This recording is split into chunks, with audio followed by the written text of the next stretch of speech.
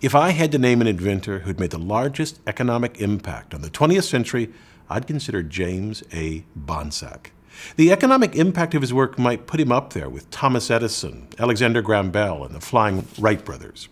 In 1881, Bonsack invented the automatic cigarette-making machine. It helped tobacco use skyrocket in the 20th century. Using an incredible system of gears, rollers, and levers, he made 100,000 cigarettes a day. As Bonsack noted in his patent application, this general result has heretofore been attempted, but so far as I know, with but little success. Indeed, an efficient way to make cigarettes was the stumbling block to bringing tobacco to the masses. In the years before Bonsack's invention, in the early 1870s, tobacco consumption had fallen to an all-time low, yet cigarette sales were outstripping demand. Growers had learned that nicotine delivered by inhalation is a highly addicting substance. Once inside the body, nicotine is absorbed by the vast surface of the lungs and passes rapidly into the bloodstream. From there it is carried back to the heart, which sends a large dose directly and undiluted to the brain. The brain takes in all of the nicotine carried to it. This process takes only 7 seconds. Compare that to heroin, which, when injected in the forearm, takes 14 seconds.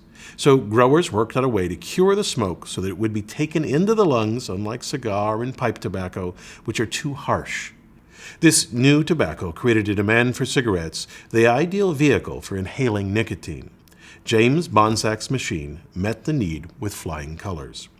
Perhaps it isn't fair to blame Bonsack entirely for this. The demand for cigarettes reflected the spirit of the age. A cigarette and a pipe were smoked slowly and leisurely, but a cigarette reflected the quickening pace of our nascent industrial age. A cigarette was light, quick, and short, a potent symbol for the new velocity of a modern age.